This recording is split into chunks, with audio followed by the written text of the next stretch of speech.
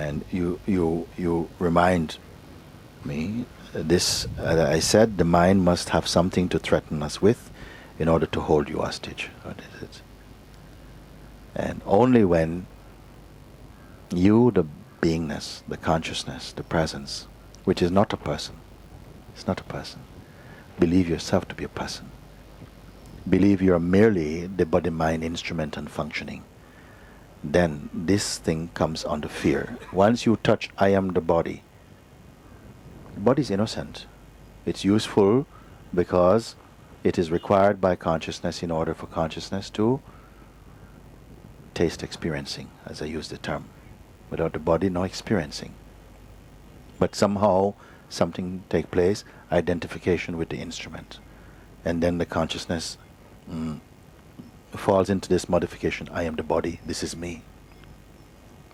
And then subtle agitation and a trauma enters into the being. It feels, now I've come into time. The timeless brought itself into time. And anything that touches time, fear will come. Because time has beginning or some end. Body has beginning, has end. You see? It's like if you look at the expanse of the ocean and suddenly something rises, ocean rises up, and the name comes, wave. And the minute that concept, wave come, then the concept of birth come, the beginning of the wave. It's only water. It's only a movement of the one ocean. But the name, wave, come, and then independence come, individuality come. And then this wave seems to be born as a wave, floats along as a wave, which you call the life of a wave, and subsides again, we call death of a wave. But all of this is just concepts. It's just name, form, play, movement. This is the mind. What happened?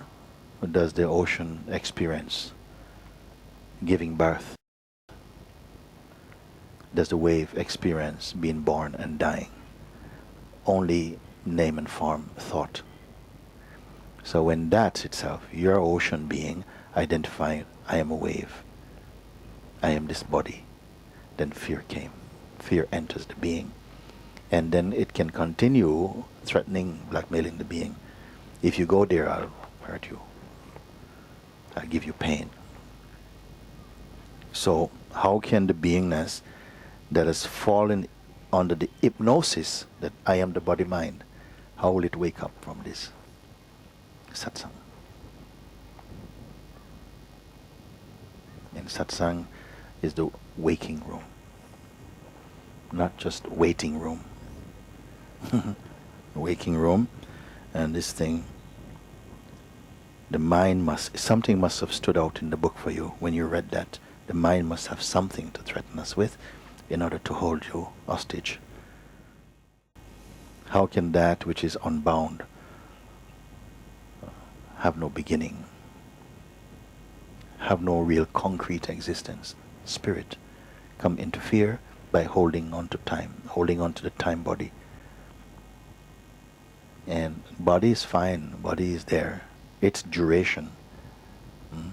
And for a while, the consciousness will experience the body and the touch of the body's qualities. They will work together for a while. When consciousness expresses as humanity, is to not fall asleep into the human modification. It must remember also who I am. And that is discovering the divinity in your own self, the timeless and the deathless. Such is the play as it appears to me. So in order for you to feel threat, fear, anxiety, all of this, worry, all of this, must be because we are holding tightly to this phenomenal being, to the phenomenal life, the terrestrial existence. I am this person, this is my dimension, I was born here, this is my age, this is my parents, and continuously putting yourself within some context. As you begin to understand your true nature, the sense of being merely an objective being becomes more thin, more light. The sense intuitively and spontaneously one begins to recognize oneself is timeless. Nobody can just teach you this. You are discovering this. It's coming from inside your own self also. And you'll find that the grip of the mind in the form of the one that can intimidate the being. What a ludicrous thing. But it's felt. It's our experience as being human being that one of the most potent things is fear. Fear and desire rules the world almost. And how did fear come? Because you became afraid of something. What are you afraid of? You're afraid of the end of existing. And also the loss of consciousness. If some being appears to you and says, my dear, we are pleased with you. We are the highest beings. We are pleased with you. I am willing to give you the entire universe in exchange for your consciousness. Is it a good deal? No. Because with what would you appreciate anything except consciousness? So it's the consciousness. We are afraid to lose consciousness. And even this is an illusion. Because every night in deep sleep there's no consciousness. Not dualistic consciousness is not there. And we are happy to embrace this state, to be carried into oblivion. Because there your being is refreshed, your body is refreshed, everything is refreshed. You come into rest. It's a kind of death in a way. Just the vital force keeps the body alive. How can I be threatened so much by the mind? I've pointed it out. If you are identifying mostly with the body-mind life, and perhaps 6 billion people are on that team, are believing I am the body-mind, complaining, trying to live everything based upon this, you have the opportunity of recognizing. Even anyone can. I don't know what makes it more appealing for you, that catches your attention more to follow this type of advice, that points out clearly that you cannot be merely the body-mind.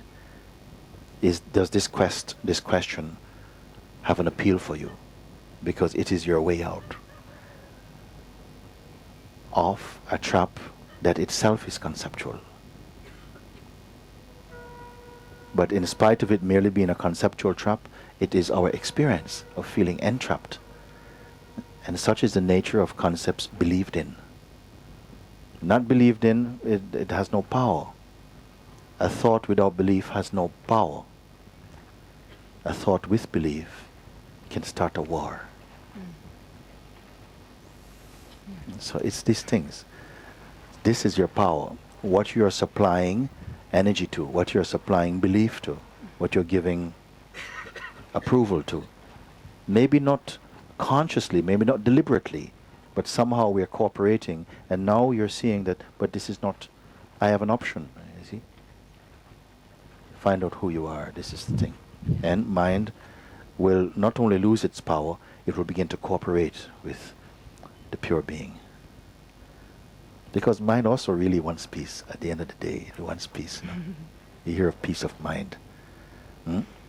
Rest in peace. These words you have to go to the cemetery to find. Rest in peace. Nowhere, you don't go to the pub, rest in peace. University, rest in peace. How rest? No. You go to cemetery. Rest in peace. And satsang tell you, rest in peace.